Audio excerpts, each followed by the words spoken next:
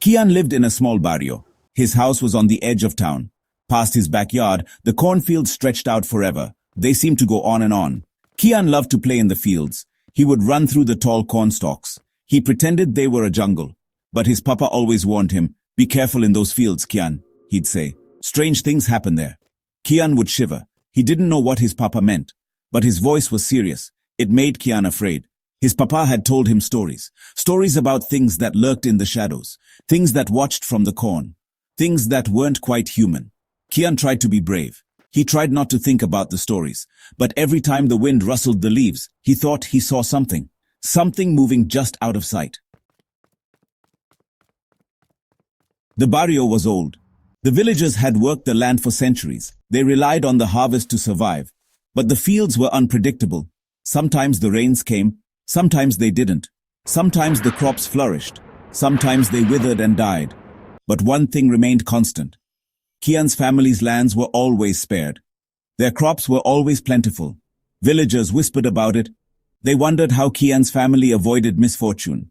Some said it was luck. Others suspected something darker. They spoke of ancient pacts, of sacrifices made to appease the spirits of the land. Kian's papa never spoke of such things, but there was a sadness in his eyes, a heavy burden he carried on his shoulders. Kian knew better than to ask.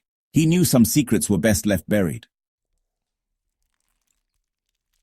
One hot afternoon, Kian decided to explore.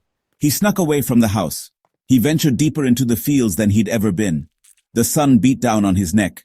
The air was thick with the smell of earth and something else, something metallic. Kian stopped. He noticed something strange. In the middle of the field, there was a circle. The crops within the circle were flattened, withered and dead. Kian felt a chill run down his spine. He knew he shouldn't be here.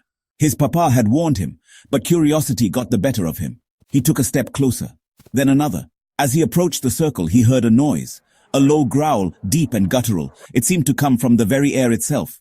Kian froze. His heart pounded in his chest.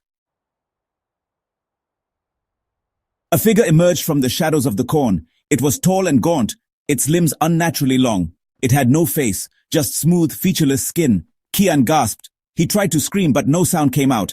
The figure moved towards him, its movements fluid and unsettling. Kian stumbled backwards, tripping over his own feet. He scrambled to his feet and ran. He ran as fast as he could, the creature's growl echoing behind him.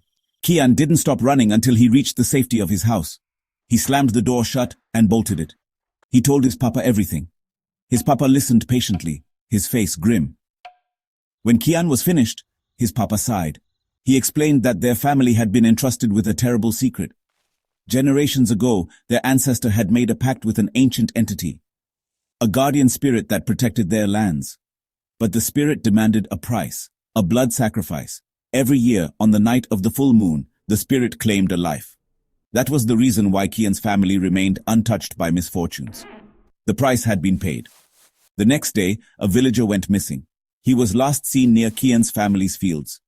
The villagers searched for days, but he was never found. Kian knew the truth. He had seen the watcher with his own eyes. He knew the price that had been paid. The blood sacrifice. The chilling reality of the guardian spirit and its demand settled deep within Kian. He was forever changed, haunted by the knowledge of the watcher in the fields.